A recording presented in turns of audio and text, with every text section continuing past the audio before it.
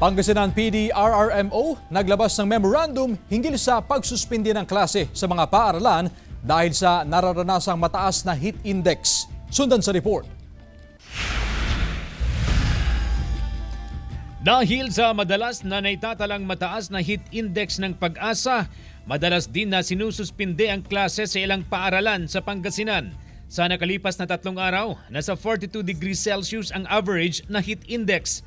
Upang mas magiging maayos ang sistema, naglabas ang Pangasinan PD-RRMC ng memorandum upang magkaroon ng gabay o panuntunan sa pagkansela ng klase dahil sa nararanasang mainit na panahon. Kapag ang forecasted heat index na pinalabas ng Pag-asa ay 45 degrees centigrade or below, ang local chief executives ang may karapatang mag-suspend ng classes o mag-shift sa tinatawag natin alternative delivery modes of instruction.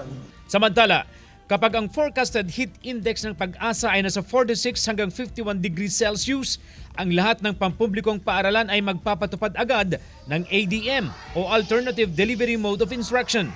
Pero kung 52 degrees Celsius o higit pa ang forecasted heat index, automatic na suspendido na ang klase. Ginagamit na itong panuntunan ng Schools Division Office 1 ng Pangasinan. In DepEd Order 2, walang automatic suspension. Sinasabi lang doon na nakasalalay yung suspension of classes sa ating mga LCEs.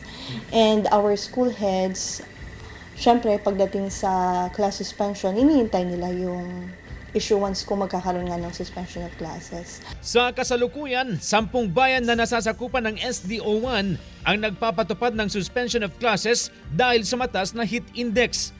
Kasama si Jing Dacanay, CJ Torida, One North, Central Luzon.